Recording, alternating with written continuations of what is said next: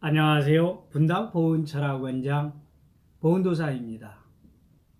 오늘은 묘지에 관한 얘기를 좀 드릴까 합니다.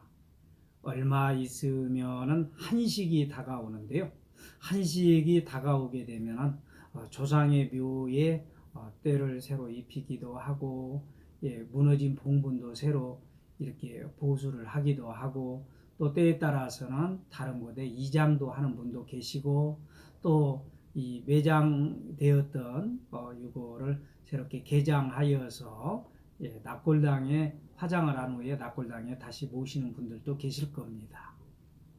그런데 말입니다. 옛말에 묘지를 함부로 건드리면 탈이 난다라는 말이 있잖아요. 그래서 묘지 일을 할 때는 반드시 가장 길한 날을 선택을 해서 좋은 실을 맞추어서 묘지 일을 하는 것이 매우 중요합니다. 풍수의 기륭에도 문제가 있지만 일단 무덤은 죽은 이의 영혼의 집이기 때문에 항상 잘 관리를 해주고 꼼꼼히 살펴봐야 합니다. 무덤에 문제가 발생하면 즉각 후손에게 나쁜 영향을 끼치기 때문입니다. 3년 전에 죽은 A씨에게는 아끼는 손자들이 있었습니다. 그런데 A씨가 죽자 손자들에게 문제가 생겼습니다. 총명하고 잘생긴 큰손자에게는 우울증이 굉장히 심하게 들어왔는데요. 결국 우울증에 시달리다가 본인이 자살을 하고 말았습니다. 남은 손자 하나는 갑자기 정신이 나간 사람처럼 헛소리를 하고 다니더니만 미쳐서 사리분별을 못하게 되었습니다. 또 예뻐하던 딸은 알 수 없는 병이 들어서 집에 드러누워 있었습니다. 그 딸은 머리를 제대로 들지 못하고 머리만 들면 깨질 듯한 통증으로 방바닥을 기어다니면서 고통을 호소하기가 일쑤였습니다. A 시내에 갑작스럽게 들이닥친 집안의 풍파로 그 아들이 저희 보은철학원을 찾아왔습니다. 아버지의 다른 형제들의 가족은 멀쩡한데 유독 아버지의 직계 가족이 우환이 들끓는 이유는 도대체 무엇 때문인가 라고 질문을 하셨죠. 제가 좀 심각하다 싶어서 구명시식이라고 하는 것을 해보았더니 산소에 문제가 있었습니다.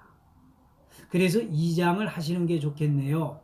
현재 아버지의 산소에는 물이 가득 차 있습니다 라고 말했더니요, 아들은 그럴 리가 없다라고 손사래를 칩니다. 나름대로 잘 쓴다라고 쓴 산소에 물이 차 있을 리가 없다라는 얘기였습니다. 하지만 저도 아버지의 산소에 물이 차 있다라는 확신이 있었습니다.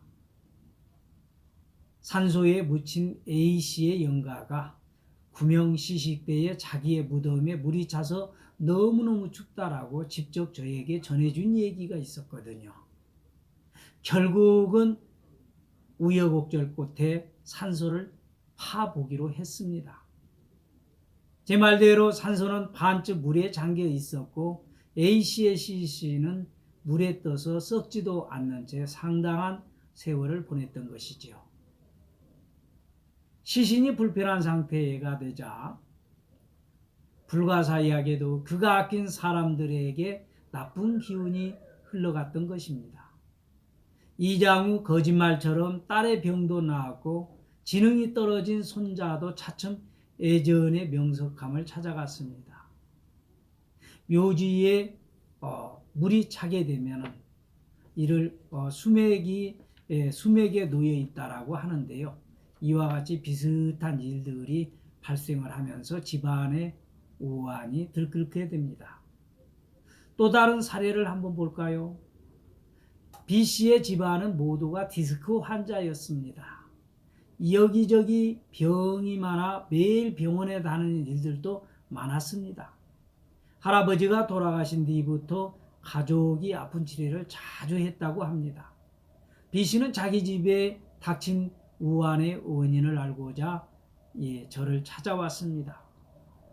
역시 제가 구명시식을 통해 살펴보았습니다.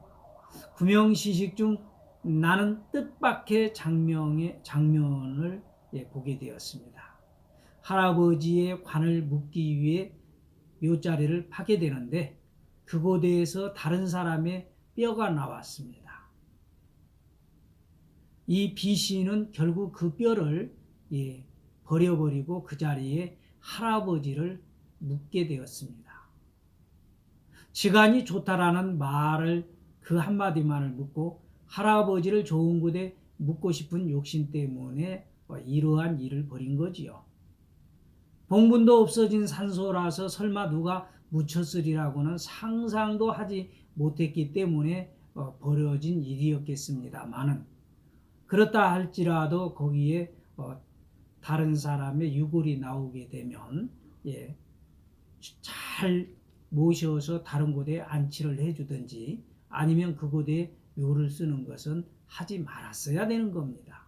아무리 그 묘지가 이름이 없는 무용고라 할지라도 말입니다.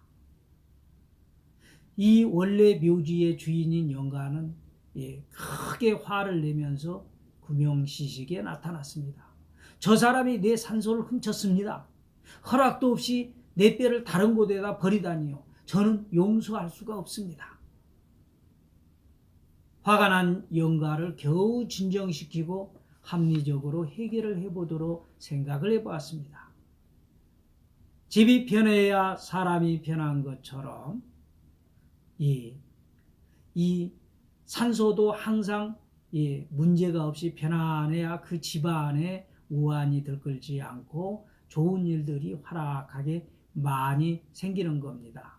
산소를 함부로 건드리게 되면 이러한 일들이 발생하는 경우들도 참 많답니다. 요즘에는 매장보다는 화장을 더 많이 하는데요. 또 화장보다는 요즘에 화장을 해서 수목장을 하는 경우들도 많습니다.